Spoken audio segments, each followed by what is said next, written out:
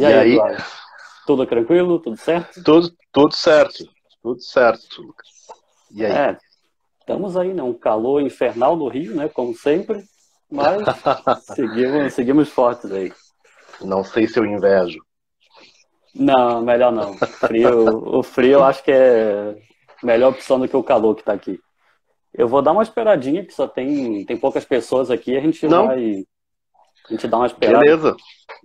Beleza, E aí, tranquilo. Não, e aí também falar que na última live tu me dramatizou, né, cara? Porque tu falou, deu aquela grande comparação do Musashi como do samurai, na real, como contínuo, eu só consigo ver o Musashi como José Wilker agora. Aí tu acabou comigo.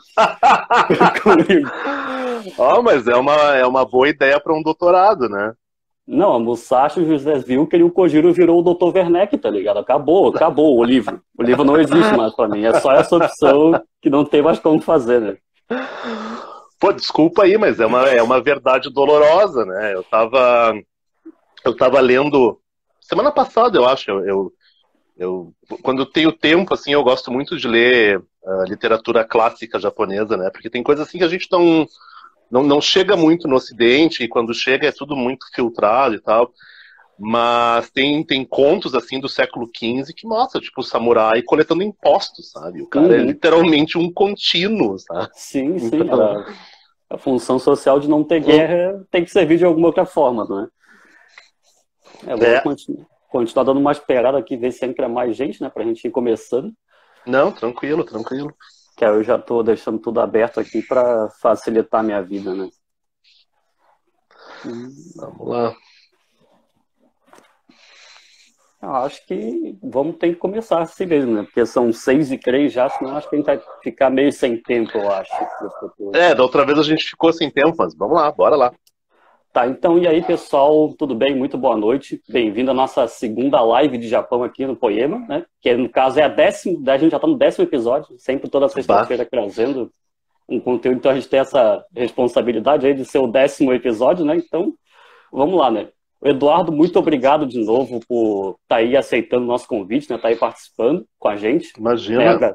Agradeço aí em nome de todo o laboratório, né? E vou fazer aquela apresentação básica de novo, né? Só para situar o pessoal, né? O Eduardo ele tem graduação e licenciatura em Letras Português e Inglês pela Universidade Federal do Rio Grande do Sul, mestrado em Letras, Inglês e Literatura Correspondente pela Universidade Federal de Santa Catarina e doutorado na Australian Literature and Cultural History na Universidade de Queensland, né?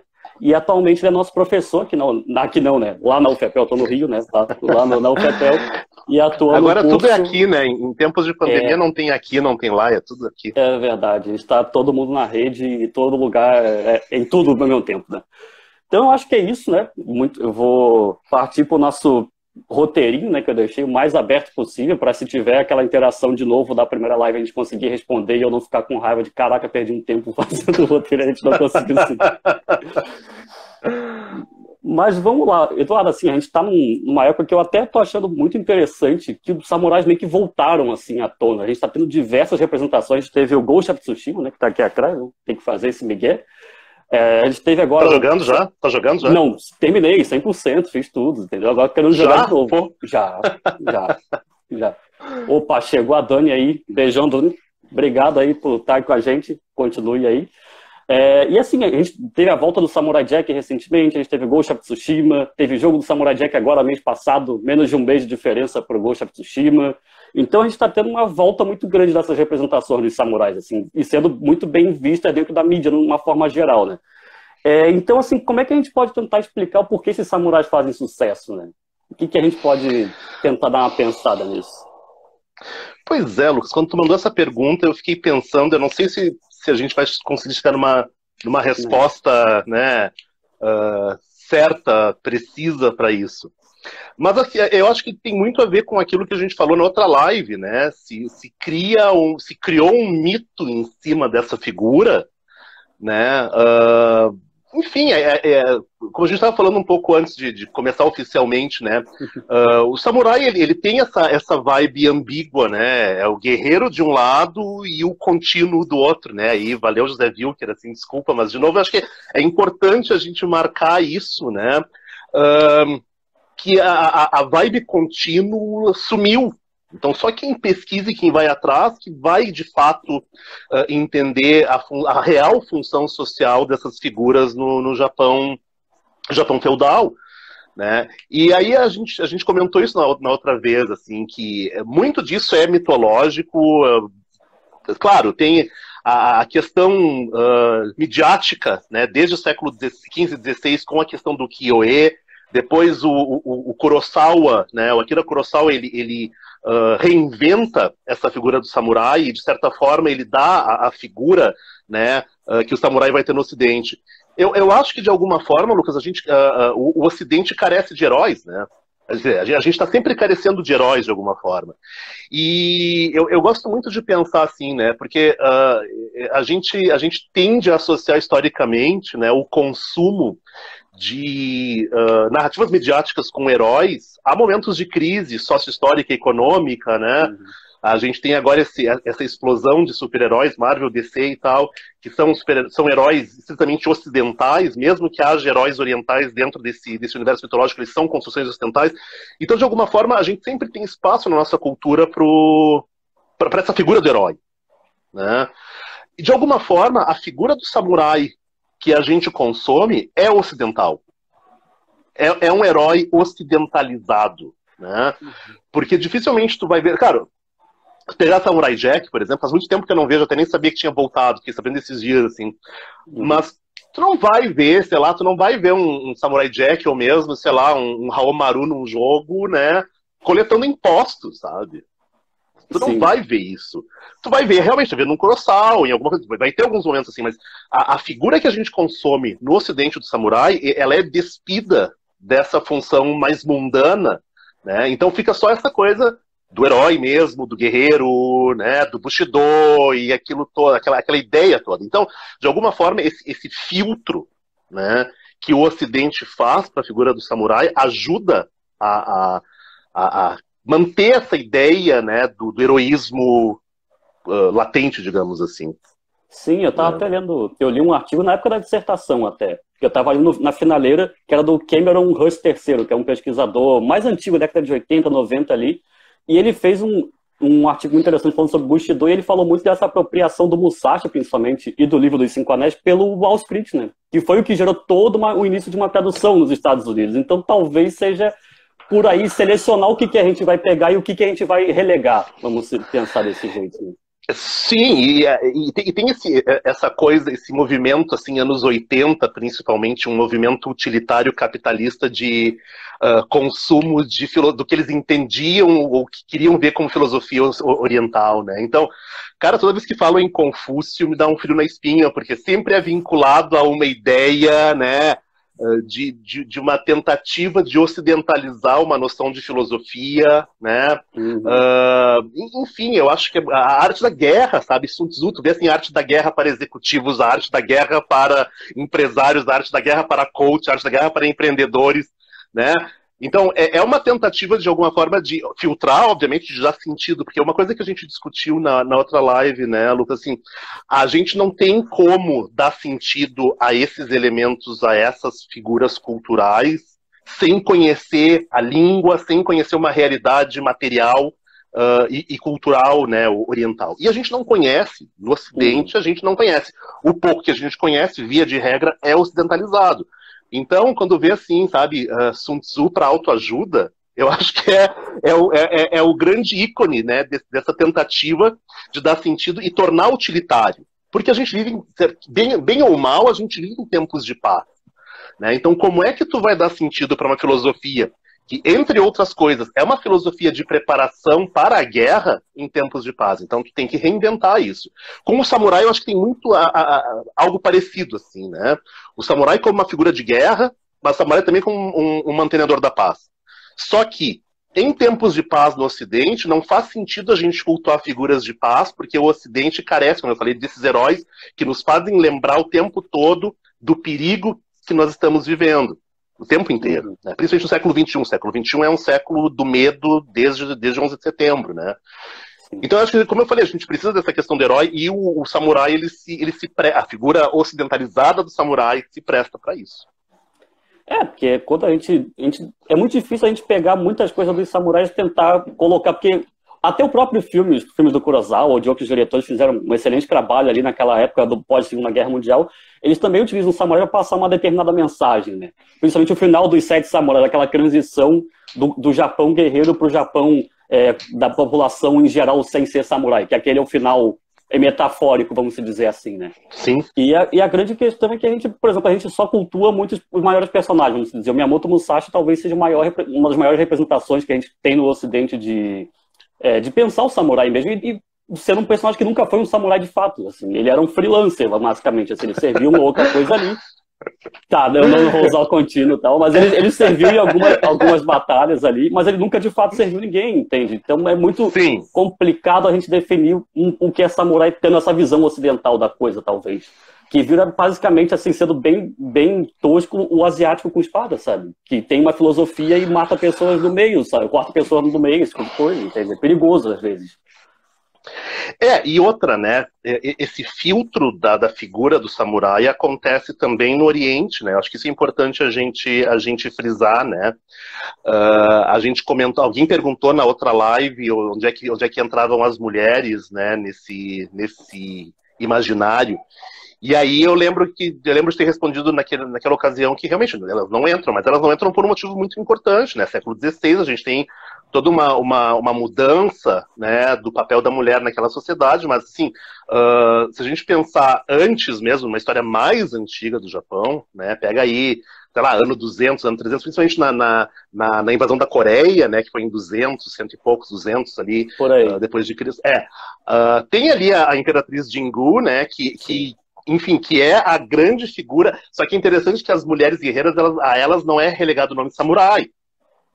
A figura do samurai é uma figura masculina, mas existiam mulheres guerreiras também, né? Sim. A Zonobu Geisha, né? E é interessante porque a gente pensa na geisha, né? A palavra geisha em japonês quer dizer artista. Sabe?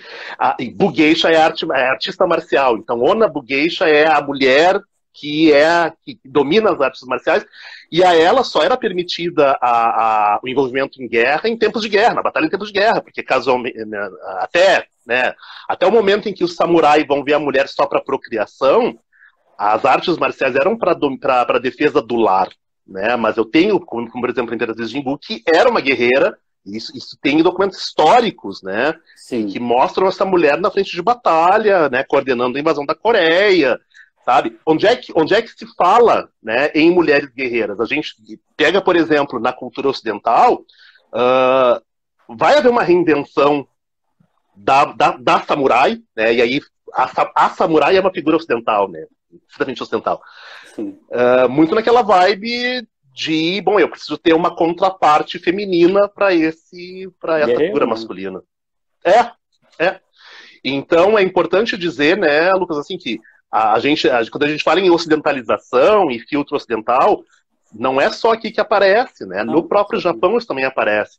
E eu vou trazer de novo, né, a figura do Último Samurai, né, que eu acho que talvez seja o único filme bom com o Tom Cruise, mas para entender esse movimento histórico, né, dessa modernização do Japão, porque o Japão ele foi forçado a abandonar o feudalismo no século XIX. Ele foi forçado pelo Ocidente a abandonar o feudalismo para manter relações diplomáticas, relações econômicas e políticas. Ele foi obrigado. E a grande tragédia desse abandono é, né, a extinção dessa classe. Sim. Né? Extinção literal, assim, os samurais foram extintos, né, 1870 por aí. Então, se a gente pensar assim, entre 1870 e bota aí 1950, 60, a gente está falando de menos de 100 anos para essa figura se tornar mitológica, o que em termos históricos é muito pouco. Mas também no Japão pós-guerra se carecia tanto quanto ou até mais de heróis do que a gente aqui no Ocidente. Imagina, os caras, 2 bombas atômicas jogadas na cabeça deles em 45. Entende? Onde é que estão os defensores disso? E aí não é nem um pouco coincidência, pensando em cultura pop, que a gente tenha quase no mesmo momento assim, um ressurgimento do samurai, enquanto elemento pop, né? E o Godzilla. Sim, a gente vai ter depois uma grande onda desses personagens. A gente vai ter o Astro Boy, né, que é o Tetsuo Atomo, né, do Osamu Tezuka. A gente vai ter uma grande dualidade, mais ou menos, ali. E até depois a gente vai ter na década de 70 essa reimaginação do que foi a Segunda Guerra para o Japão, né? Com Gundam, com Space Battleship Yamato, que vão colocar os heróis japoneses no lado certo da história, contra elementos fascistas, no caso. Se tu pegar o Space Battleship Yamato, cara, é uma nave japonesa, símbolo daquele militarismo da Segunda Guerra do Japão, com uma tripulação totalmente oriental, só de japoneses lutando contra aliens verdes nazistas, sabe? Porque eles têm nome alemão, falam alemão, tem saudação nazista, é tudo igual, assim. Sabe? Isso, é bizarro. E isso é muito legal, assim, né, pra gente poder examinar essas coisas, né, esses elementos de cultura pop, assim, pop japonês. O pop japonês, praticamente todo ele é histórico, né, ele tem raízes históricas muito fortes, de releitura da história, né, e eu acho que tu tens um ponto muito interessante, assim, que é se recolocar no lado certo, né. Bom, agora, antes a gente estava no lado errado, quer dizer, que não era errado, nós, de novo, fomos forçados a aceitar esse lado como sendo, né, o lado errado, então agora a gente tem que ir pro lado certo. Sim. E é interessante isso, né, porque se pegar a figura desses tokusatsu todos, né, é a vibe invasão, é a vibe defesa, né, uma vibe muito ficção científica nos 50 e 60 no Ocidente. Só que agora é o papel do Japão ser, digamos, a grande frente de batalha, né, contra essas ameaças espaciais todas. Que muitas delas, como tu disseste bem, elas, enfim, né, traduzem muito essa coisa nazista, fascista, etc., do século XX. Não, é bem marcado, assim. Se tu pegar o Space Battleship Yamato e o Gundam, o primeiro Gundam de 79, né? Cara, é totalmente jogado na cara, assim, sabe? Os personagens todos têm traços asiáticos, principalmente japoneses, nomes japoneses lutando contra pessoas com nome alemão, sabe? É bem calcado, assim. Esse é o inimigo, nós somos os heróis, sabe? Inclusive, no Space Battleship Yamato, eu lembro que tem uma passagem que é muito boa, que eles descobrem que o Yamato lá tem um canhão que destrói o planeta. Óbvio, uma alegoria à bomba atômica. Só que aí tem um cara da tripulação que começa a botar pilha, vamos explodir tudo. E os caras falam, não, a gente é honrado, a gente não vai chegar no ponto do nosso inimigo de destruir o planeta e fazer. Então tu vê que é claramente essa tentativa de tentar se posicionar do lado correto agora, entende? E até um pouco essa questão também que a gente tem dos japoneses, até como esse quase um povo mítico acima moralmente, essa questão toda aparece no Ghost of Tsushima. Eu acho bem bizarro, eu tinha falado isso antes, né? Eu comentei que eu tinha muito medo de como é que o jogo ia representar os mongóis ali. Porque primeiro, eu já tinha comentado que a invasão, que veio do Kublai Khan, invasão com vários povos, assim, não é só povos mongóis que estão ali lutando. E esse pessoal, ele é reduzido só para os mongóis, e são povos agressivos, burros, na maior parte do tempo, e o cara que lidera a invasão é um psicopata, sabe? Ele mata as pessoas e queima as pessoas, e é isso, e o Japão tá só se defendendo, sabe? E aí a gente tem essa questão de vamos demonizar o invasor, e o Japão é totalmente correto, eles são guerreiros honrados, e batem na tecla de honra toda hora, que os mongóis são ruins porque eles não são inimigos corretos, assim, não lutam igual os samurais. Então a gente também tem uma certa ocidentalização dessa projeção, vamos dizer, do samurai como valor da sociedade japonesa. O Ocidente abraça, entende?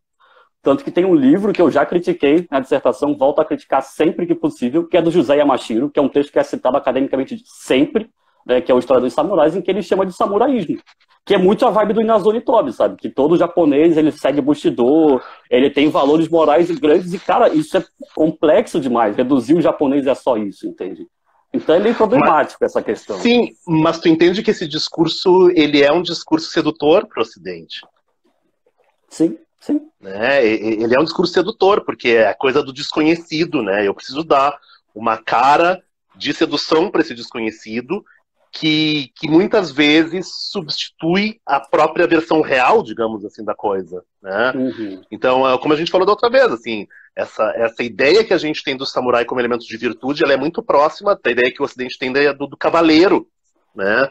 Sim. O cavaleiro como uma ideia de virtude, a gente sabe que tem aí relatos históricos literários que mostram que o cavaleiro era tudo menos isso, né? Quer dizer, não é que ele era tudo menos isso, ele também era isso, mas muitas vezes existia um elemento de perversão, né, na figura do cavaleiro, que fazia com que esse elemento de virtude muitas vezes deixasse de existir, né? A própria questão do poder sobre a mulher, aquela coisa da submissão, etc., né? É uma coisa que aparece, inclusive, bom, mas aí a gente está desviando, mas nas crônicas arturianas, né? Tu vai pegar as crônicas arturianas, em várias versões dos Cavaleiros da Bala Redonda, tem muita gente, né, cuzona ali, sabe? Então essa ideia de que o samurai também, né?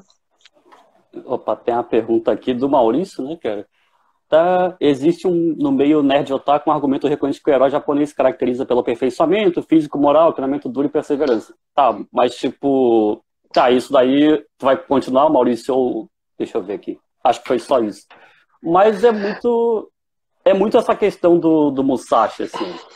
Tanto que eu volto a defender de novo o ponto que a Dani tá aqui, o Eduardo também, me atacaram na banca, fizeram uma crítica que eu concordo, de certa forma sim, mas eu não mudo, que o Musashi... Então não foi ataque. Então não foi ataque. Não foi, mas eu tô reescrevendo a narrativa, eu tô botando em prática aqui a situação. Tá, Mas é que o Musashi, pra mim, ele é um arquétipo bem consistente. Se a gente pegar o anime Shonen, Naruto, Black Clover, qualquer um desses famosos, você tem o protagonista, ele segue exatamente a cartilha que o Musashi escreveu no livro dos Cinco Anéis. Ele transcendeu a parada. Então, assim, esse modelo que o Maurício está falando aqui é muito recorrente porque faz parte dessa questão do superar, alcançar e superar, que era o lema do pós-segunda guerra ali do Japão, né? O que tu acha disso? O Maurício continuou aqui a questão e eu acho que faz sentido, né? Ele coloca, por exemplo, a figura do samurai como um herói oriental, como um homem comum que precisa de treinamento, mais do que treinamento, ele precisa de disciplina para alcançar, né, um patamar aceitável dentro dessa condição. Se a gente for pensar enquanto guerreiro, né? Porque a ideia do samurai que a gente tem, e aí ela é muito... E eu acho que por isso que o Kurosawa também teve tanto espaço no Ocidente, né? Porque se for pegar, por exemplo, os Sete Samurai, se for pegar outros filmes mais icônicos dele, tem uma vibe de faroeste, né? Tem, nessas histórias. É o diálogo dos dois, né? Que tem até o filme do Clint Eastwood, de que ele é uma referência muito direta, para não dizer uma cópia, né? Vamos dizer assim, né? Então... o que eu queria dizer é que assim, tem essa coisa dessa figura que, bom, tu tem um lado maniqueísta, né? Mas dentro desses dois polos, tu tem figuras que são igualmente comparáveis uma a outra, só que de lados opostos, né? Porque a ideia do standoff, né? Assim, tu tem aquela sequência final onde tem o herói, quem quer que seja o vilão, quem quer que seja, né? Um de frente pro outro, e tu fica torcendo assim, porque os dois têm, digamos, habilidades comparáveis. Né? E a gente pensa, por exemplo, no samurai, a gente muitas vezes assim, não vê um samurai sendo um guerreiro comum. E acho que isso que nos falta, né? A gente tem essa ideia do samurai como sendo, digamos, o pináculo, né, de uma ideia da arte marcial. E não é. O samurai digamos, é o soldado raso do Japão feudal. Né? Quer dizer, claro, dentro de uma ideia assim, bélica, né, de forças armadas, né, com perdão da metáfora, a gente vai ter ali uma hierarquia, obviamente, que se traduz também nessa ideia filosófica, né, do preparo, né, mas assim, tu tem o soldado raso e tu tem o general. Sim. Igualmente no campo de batalha. Essa ideia dessa aptidão que se desenvolve com treinamento, e aí eu concordo com a colocação do Maurício, né, que no Ocidente os nossos heróis são quase acidentais, né, ele colocou o exemplo dos X-Men, por exemplo, né, a ideia de que tu nasce com as habilidades que vão te colocar num patamar de superação. Aí tem essa ideia assim, de que é quase como se tu tivesse que nascer de novo para nascer mutante, ao passo que se tu fosse no Japão feudal, se tivesse nascido no Japão feudal, tu poderia, né, te dedicar a essa arte, a essa, né, aptidão e treinamento, né, que eventualmente tu até poderia alcançar um patamar um pouco mais diferenciado, mas vamos pensar o seguinte, né, numa batalha, quantos samurais não morreram, sabe, tipo, nos 2 primeiros minutos de uma batalha? Sim. Entende? E a gente não pensa nisso, a gente pensa que o samurai, claro, porque aí de novo o filtro do Ocidente, né, a ideia de que o samurai é esse grande general, esse grande guerreiro estrategista, né? Tem, obviamente, os samurais que são estrategistas, que são guerreiros, mas a grande maioria, estatisticamente, a gente pode falar com tranquilidade, não era assim. E também quando a gente tem esses grandes exemplos dos generais, a gente meio que não fala que os caras não são a pessoas moralmente corretas. Vamos pegar o meu personagem preferido, tá? Podem me julgar, que é o Oda Nobunaga. O Oda Nobunaga, ele é um cara, assim, que tem só apelido de rei demônio, sabe? Ele é só um cara muito legal, que adorava tacar fogo em gente. Então, mas essa parte não se fala tanto. Fala que, por exemplo, ele ganhou a batalha tal com um exército mínimo, mas não que massacrou um monte Riei inteiro, com uma porrada de família lá. Ele matou todo mundo e queimou geral, sabe? Então, sim, esse lado é meio porque que apagado. Porque tu não pode dar essa dimensão humana perversa para um ícone de um caminho de retidão. Né? Exatamente. Porque o Bushido, se a gente for pensar, o Bushido é um caminho de retidão. moral. De autossacrifício, aquela coisa toda que... Exatamente. Então imagina um samurai ser um filho da puta. Não pode. Não pode. Então... É meio complicado esse tipo de coisa, porque, por exemplo, ao mesmo passo que a gente tem o Musashi no sempre ascendente, o Nobunaga ele é só algumas partes, assim, inclusive se a gente pegar o Onimusha, né, jogo famosão do PlayStation 2, tá? Tomara que volte um dia a ser famoso, né, o Nobunaga ele é mal porque ele tá possuído pelo demônio, sabe, então dá uma justificativa pra ele não ser um escroto do caralho, sabe. Sim, mas aí a culpa não é dele, né, entende? A culpa não é dele, né, tem esse... E aí, de novo, interessante, porque tu falou assim, o cara tá possuído por um demônio. No budismo e no shintoísmo, os demônios não são isso, entende? Os demônios são protetores dos templos, sabe? Então, é uma ideia ocidental.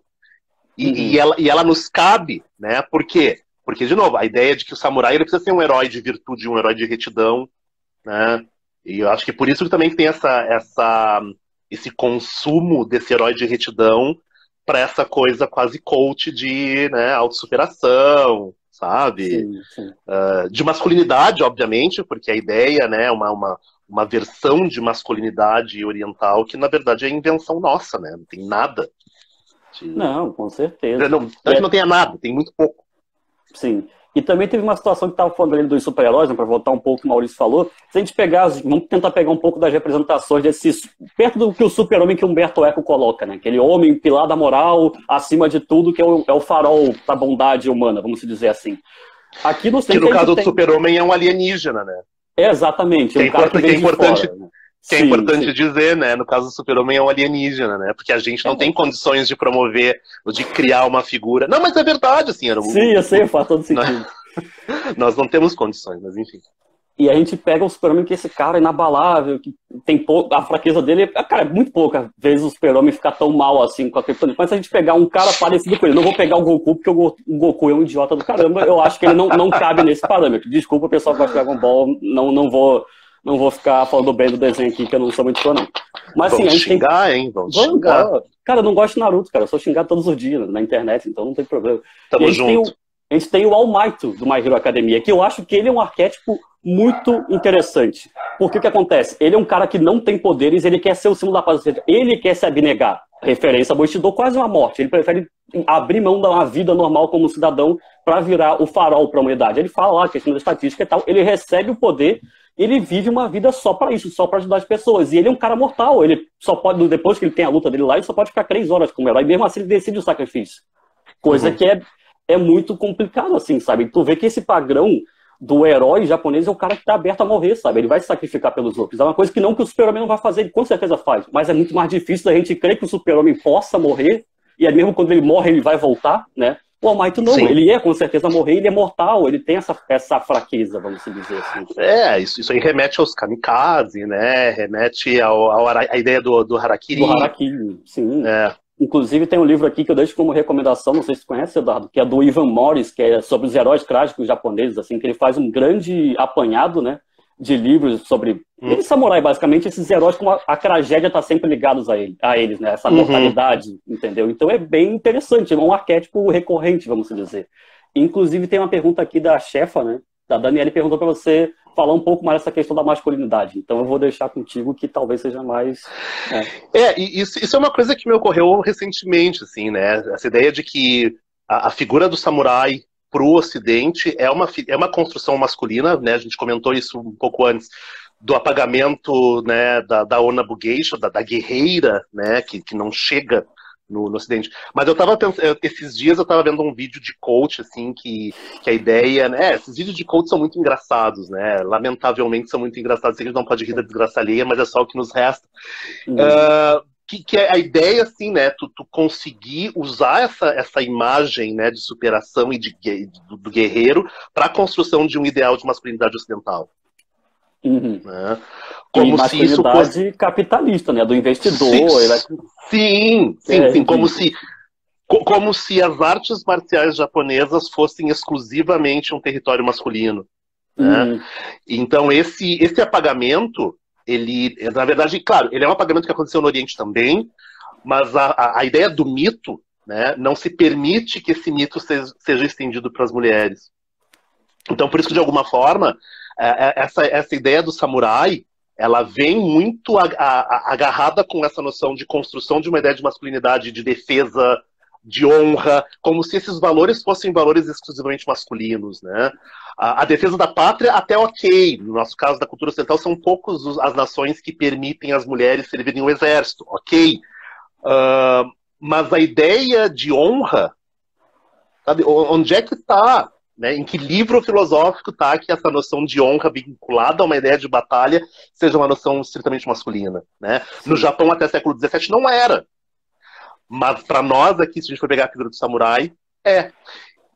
E o consumo que isso tem, né? Sim, a Dani está perguntando se rola total ocidentalização. Eu acho que sim. De novo, eu estou falando do mito, né?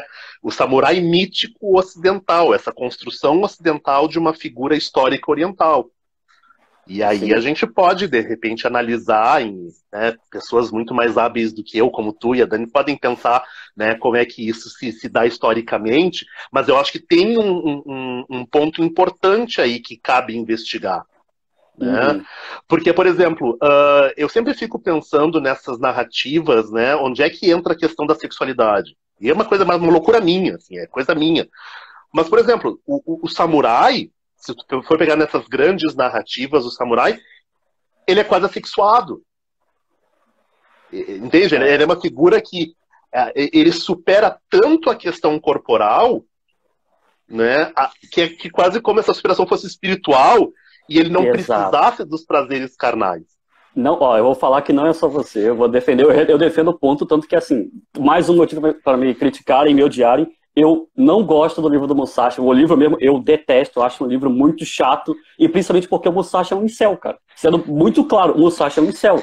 Ele é um cara que ele abnega essas coisas e é assim, cara, dá raiva, cara. Enquanto no Vagabond mesmo, que é uma narrativa mais recente, né, 98, o Musashi ele tem o prazer pela Otsu muito claro e ele quer ficar com ela. A divisão que acontece eu não posso viver com ela porque hoje eu sou visado, eu sou o inimigo principal de todos os guerreiros a me matar, então eu não posso ver com ela. Então muda a situação, ou seja, ele tem desejo sexual, ele sofre essas tentações e não faz um discurso filosófico gigantesco e vai embora, sabe? Isso é muito bizarro. Mas tu vê como isso se enquadra numa ideia ocidental. Né, uma ideia para consumo do Ocidente. E aí a minha professora de japonês acabou de entrar na live, eu não posso falar muita besteira. Mas enfim, isso até me perdi, gente, fiquei tão nervoso. Não, então, isso é uma coisa para consumo ocidental.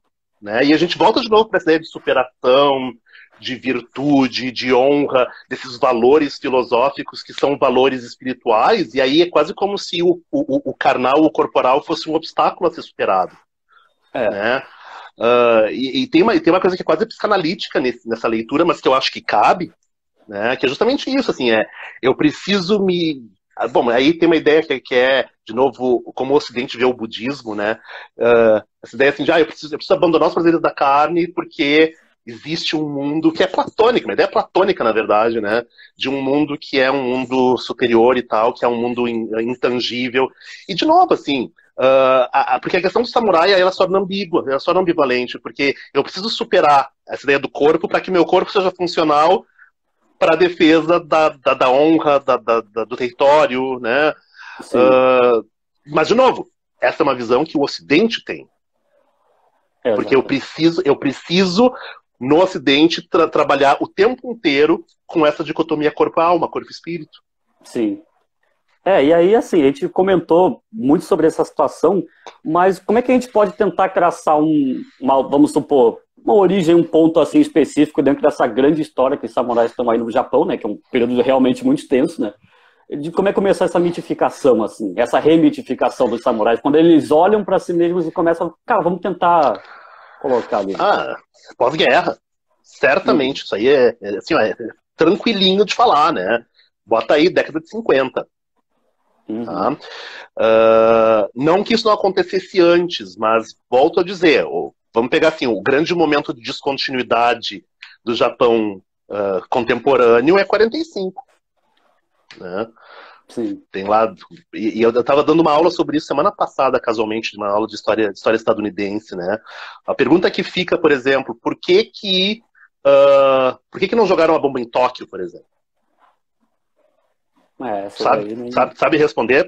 Por que Hiroshima e por que Nagasaki, que são cidades deste tamanho, como se fosse lá Santa Vitória do Palmar e... Sabe, eu jogava bomba atômica em Santa Vitória do Palmar. Nada contra, gente. Nem sei se você tem alguém de Santa Vitória, mas assim, em termos de tamanho. Porque a ideia nunca foi destruição, sabe? A ideia nunca foi destruir o Japão. A ideia foi dar uma demonstração do poder. Né? Então tu imagina assim, não foi uma bomba, foram duas. Sabe? Intervalo de 3, 4 dias entre uma e outra. Então a ideia era ganhar no medo. Tá? Mas assim, mas eu acho que para além disso, né, a gente tem que pensar também no que significou a rendição do Japão. Sabe? Foi uma rendição humilhante. Pensando em termos ocidentais mesmo, foi uma rendição humilhante. Não, eu acho que até pro modelo deles ali, que a gente veio uma grande construção ali de século XIX, de espírito guerreiro, expansionismo, militarismo, imperador, aquela coisa toda, e o cara ser derrotado, tipo, com 2 bombas e o imperador falando pra todo mundo, sabe? Uma onda de suicídio pra vários lugares do Japão, entende? Então foi um problema social bem grande assim, né, cara? Só deixa eu fazer um parênteses aqui, né, que o Marcos faz um comentário que o mito começou no período Edo. Sim, na verdade o mito do samurai guerreiro começa até antes do período Edo, né, começa lá no século... Eu apontaria, assim, que essa mitologia começa no século XV, mas eu tô falando dessa construção moderna, contemporânea, pós-moderna, essa reinvenção do mito, só para marcar isso, né. Então, assim, a gente tem um Japão rendido, um Japão pós-guerra, que permite que o imperador permaneça no cargo. Isso é importante frisar, né? Porque parte da rendição era assim, bom, ok, vocês não podem mais ter exército, só podem ter força de defesa, né? Um imperador que não foi julgado por crimes contra a humanidade. Então, isso é humilhante também. Porque é quase como se dissesse para o Japão, olha, a gente vai forçar uma intervenção norte-americana, estadunidense aqui, mas a gente quer que tu veja o que a gente vai fazer com o teu país. Entende? Porque se for pensar assim, todos os outros grandes vilões no fronte europeu da Segunda Guerra acabaram sendo ou mortos ou julgados por crimes contra a humanidade, né? Por que o imperador japonês não? Então, não é só a questão de, olha, nós vamos agora na nova Constituição, que nós vamos escrever para tu assinar, sabe? Tu não pode mais ter exército. Então tem essa coisa da humilhação também. Mas acho que em termos materiais, né, essa proibição de uma força militar organizada, né, que depois a gente falou isso na outra live, né, leva a movimentos nacionalistas, como o do Mishima, né? O do Mishima, né, fazem com que, de novo, essa nação que tem um histórico de uma construção bélica imperial muito forte, desde sempre, né, careça de heróis. Então, onde é que estão os heróis do pós-guerra num espaço onde no presente a gente não pode mais construir heróis? A gente tem que voltar para o passado. Então a gente tem que reinventar. Né? É quase como um movimento indigenista no Brasil que tinha que inventar uma Idade Média para um Brasil que não teve. Né? Então tem que olhar para o passado e reinventar essa figura nos moldes dessa virtude que não pode mais ser expressa materialmente nesse Japão pós-guerra. Sim, e aí teve uma pergunta aqui, eu vou ter que voltar, que foi o que o Maurício falou, que tem uma historiografia mais recente que diz, inclusive, que no Japão não se rendeu por causa das bombas, mas sim por causa da entrega do Exército Vermelho no conflito. Cara, assim, se tu tá falando... Assim, eu acho que talvez o Mário Marcelo saiba responder isso muito melhor do que a gente, assim, vão colocar a gente, porque eu não tenho leitura sobre isso, sabe? Não me garanto pra responder essa pergunta. Eu tô aqui de metido, sabe, né? Eu já te falei, eu tô aqui de metido que eu sou. Não, eu já li, né, coisas a esse respeito, e eu acho que é tudo muito mais complexo que só a bomba, não é? Obviamente não foram só as duas bombas, né? O Japão estava perdendo espaço ali no sul do Pacífico. O grande impedimento do Japão no sul do Pacífico, né, casualmente foi a Austrália, porque eles tentaram invadir a Austrália desde 42, né, teve todo um bombardeio de Darwin, não conseguiram invadir a Austrália, mas, né, a invasão da Austrália seria um passo para a invasão no Ocidente, no campo ocidental. Né? Mas eu concordo, acho que não foram só as bombas, mas a gente não pode tirar a importância disso, de demonstrações, duas demonstrações de um poderio bélico até então nunca usado contra uma outra nação. Sim. Né? Então a bomba, e aí e simbolicamente a bomba ainda representa, né, essa entrada do Japão num ambiente de paz, paz forçada, mas ainda em paz, que é importante, né, porque todo ano se comemora, né, se celebra a, a queda, né, das duas bombas, né? Tem minuto de silêncio, a ideia da chama eterna, né, que continua queimando simbolicamente, né, a chama de um dos incêndios causados pela bomba. Então, se torna um elemento importante para a construção dessa cultura da contemporaneidade, né? Uma derrota acachapante, mas que hoje é usada a favor do Japão, porque o Japão foi forçado a se reinventar e a se reconstruir muito rapidamente. Se a gente for pensar assim, desde as bombas em 45, o Japão conseguiu entrar, né, numa ideia de contemporaneidade ocidental em menos de uma geração. Então, isso é um feito que talvez comparável com, e aí eu vou fazer uma comparação bem tosca, mas só para a gente entender materialmente, com a Alemanha do Hitler. Né? A Alemanha pós Primeira Guerra Mundial, que consegue se reconstruir, né, com a ascensão do Hitler ao poder. Sim, tecnologicamente falando, materialmente falando, né? Materialmente falando. Sim. E aí também eu gostaria de voltar num tópico que o nosso colega perguntou lá, que ele perguntou ali sobre a questão do período Edo, mas tu não consegue, assim, tudo bem, eu entendo o que tu falou, a questão da questão dessa reimitificação midiática, vamos dizer, com um produto comercial, mas quem sabe talvez ali o período Edo não seja uma boa fonte, porque começa a surgir alguns mitos importantes do Bushido, por exemplo, os 47 Ronin, que eu fiz um post ali, o Miyamoto Musashi, o Hagakure surge nessa época. Como é que tu vê essa influência, por exemplo, nessa construção do Bushido, do samurai moderno? É que, de novo, né, Lucas, tudo que a gente está discutindo aqui, a gente está discutindo com um baita filtro, né, ocidentalizante, assim, né? Então eu acho que, de alguma forma, obviamente isso é importante, porque a gente tem ali uma construção quase filosófica e espiritual dessa ideia do guerreiro, mas, de novo, a forma, o que eu questiono é sempre a forma como isso chega até nós, né? Porque essas leituras do período Edo, né, elas não vão chegar até nós durante o período Edo.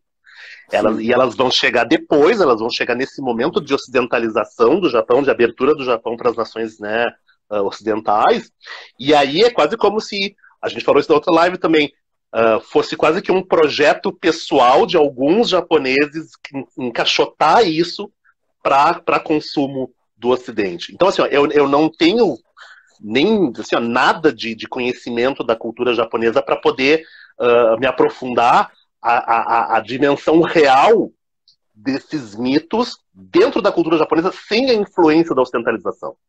E eu admito isso, eu não tenho mesmo, assim, sabe?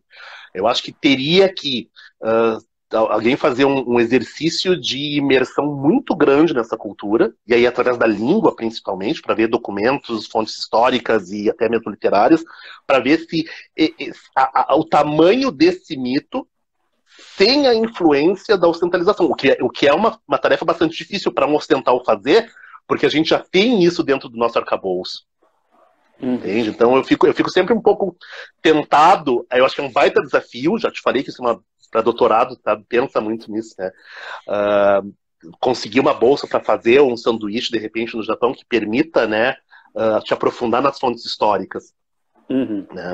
E sim, o Marcos está falando que até o Japão já é ocidental. Sim, o Japão é a melhor das nações ocidentais, né? Eu acho, de alguma forma. Mas ainda assim, sabe, o Japão é ocidental até a página 12 só.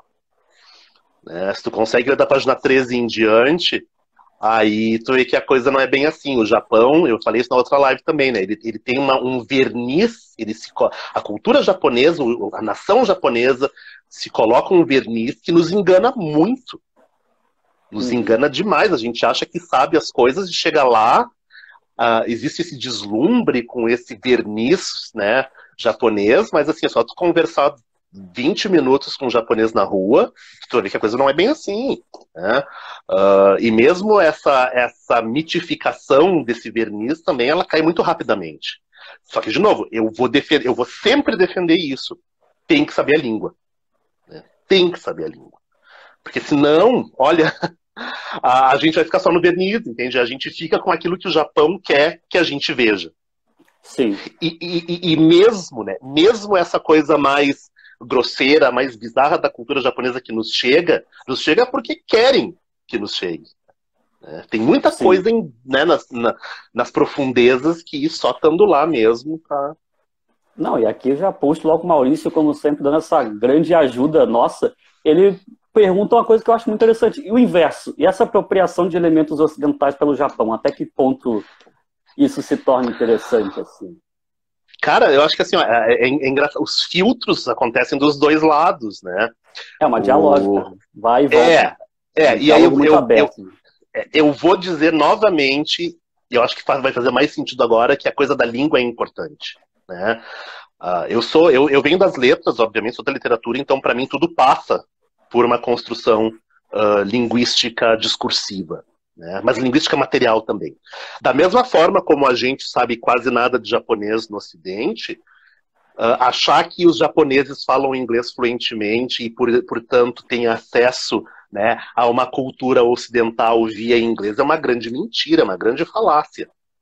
Entende? Assim, o japonês médio ou não fala inglês num nível suficiente para poder, de fato, buscar essas fontes e pensar sobre elas através da língua, né? Ou se sentir envergonhado de fazer isso, porque aí tem aquela coisa da própria cultura japonesa, da vergonha, etc. Então é interessante ver que, por exemplo, a gente tem reinvenções dessas tradições dentro de um viés que eles consideram adequado enquanto releitura de tradições ocidentais. E eu acho que um belo exemplo disso, para quem quiser, sabe, perceber, é um exemplo muito tosco, mas eu acho que vai nos ajudar a pensar, né? Os programas de auditório japoneses, os variety, né, que a gente chama de variety, né? Cara, são coisas assim que só um japonês mesmo para dar sentido à coisa, sabe? Porque a estética ocidentalizada do Japão é japonesa. Sabe, assim, quase uma overdose, por exemplo, de cor de som. Um exemplo interessante é aquele episódio do Pokémon que causa, sabe, não é derrame, é convulsão. Sabe? Isso, aquele episódio do Pokémon, tem um episódio do Pokémon que foi proibido de passar, porque no Japão, e é importante lembrar que o Pokémon na época passava às 4 da tarde, 4:30 da tarde, ou seja, depois que as crianças voltavam da escola, né? Uhum. E aí teve foi acho que no final dos anos 90, se eu não me engano, começo dos anos 2000, que teve enfim, causou convulsão em milhares de crianças no Japão por causa das luzes e tal. Então, é uma forma, isso pode parecer bobo, mas existe uma overdose de elementos sensoriais na cultura japonesa que é típico do Japão, né? Então pensa assim, toda a ideia de Tóquio, né, ou de Osaka, das cidades grandes, a gente vê sempre a questão da metrópole, né, muita luz. Uma coisa que eu estava me perguntando, que eu estava em Ginza. Ginza é um dos bairros mais ricos assim de Tóquio, um dos distritos mais ricos de Tóquio, né? Quem é que paga a conta de luz, sabe? Dos billboards, né, dos painéis em Ginza, porque é sempre muito iluminado. Então é interessante pensar assim que, por exemplo, assim como a gente muitas vezes o ocidental faz tatuagem com kanji sem saber o que aquilo significa, né? Existe uma cultura do English, né? Que é English como se o japonês falasse, né? O English, sim, que é essa língua inglesa. Jojo Bizarre Adventure está aí para isso, que eles abusam. Total. E aí tu vê assim, coisas em camisetas em English, sabe? Que não fariam sentido nenhum, mas que eles usam. Por quê? Porque é a forma que eles têm de consumir essa cultura ocidental pelo filtro do Japão, né? Por esse filtro, né, nipônico ou niponizante, se for o caso. Então, de fato, o filtro acontece dos dois lados. Tem duas coisas aqui que foi uma que a gente deixou passar, que O nosso colega perguntou aqui, eles se apropriariam dos elementos que supostamente serviram para ocidentalizá-los, certo? É isso mais ou menos que tu quer falar? Eu acho que sim. Porque também assim, quando eu estou falando aqui, usando termos como Ocidente e Oriente como se fossem coisas muito fáceis de definir, né? Obviamente eu estou fazendo isso só para a gente, né, localizar geograficamente, mas também Ocidente e Oriente são construções igualmente confusas e complexas, né? Mas eu acho que sim, quando eu estou falando em Ocidente, eu estou falando, obviamente, de uma cultura eurocêntrica ou com centralidade estadunidense, que é o que a gente tem hoje. Né? Então eu acho que sim, acho que dá para se falar com esse parâmetro, eu acho que sim. Aí a última pergunta que a gente teve aqui foi da Dani, e sexualização dos mangás na cultura pop, assim, em geral. Vocês conseguem falar um pouco disso? Mas antes da gente começar a responder, a gente só tem 9 minutinhos só.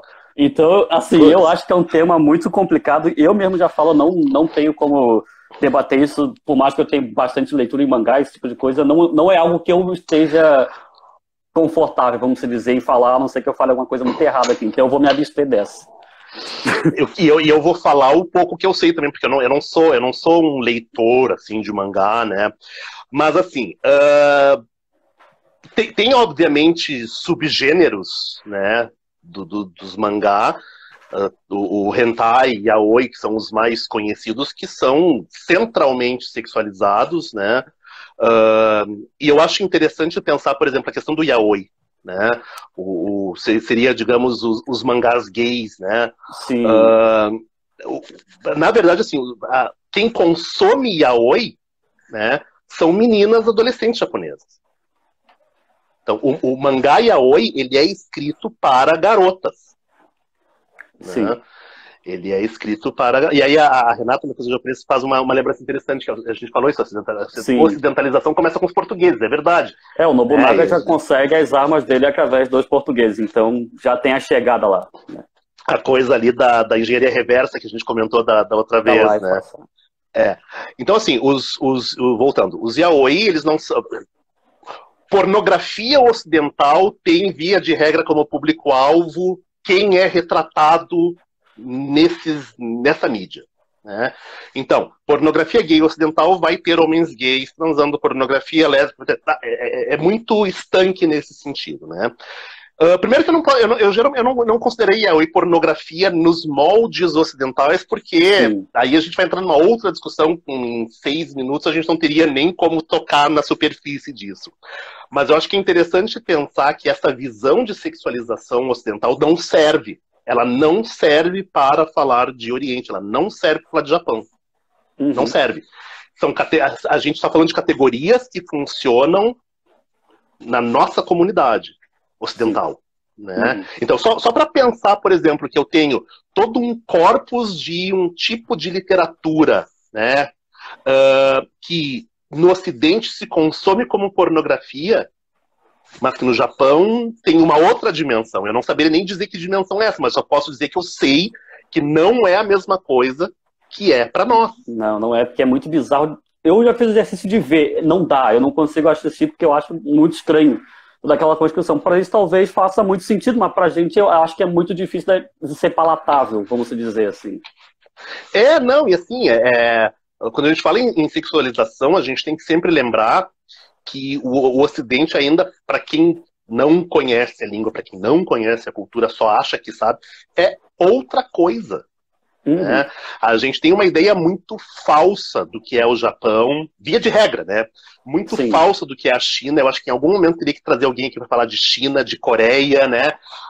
Eu fico pensando assim, todo mundo que acha que conhece a Coreia porque gosta de BTS, porque gosta de K-pop, não sabe metade da missa. Sim, cara, eu leio o Japão, sei lá quantos anos, já tem 5, 6 anos estudando samurai, não sei nada, não consigo entender. Eu ainda não falo japonês porque, né, preguiça, culpa é minha, já falamos sobre isso, né? Já te falei. A gente tem que resolver isso aí. A gente tem 5 minutinhos, Eduardo, pra gente vamos encaminhando pro final. Vou deixar tu começar a fazer as palavras finais aí, que depois eu vou dar os recadinhos ali, né? Não, então, eu acho que assim, tem, como sempre, a gente começa a falar e tem muito pano pra manga, né? E eu acho que, enfim, eu estou sempre à disposição. Acho que a gente precisaria de mais, sei lá, 2 horas para poder, né, Sim. enfim, tocar nesses assuntos e tal. E, enfim, eu tô à disposição sempre que der. Eu acho que é muito legal a gente poder falar sobre isso. E como eu vou falar de novo pela terceira ou quarta vez, eu tô aqui de metido, eu sou um metido, né? Ah, tá. Pô, sacanagem, podia deixar, eu podia tenho deixar os tudo, meus né? entrarem aqui também. Não, a Phoebe tá sempre aí.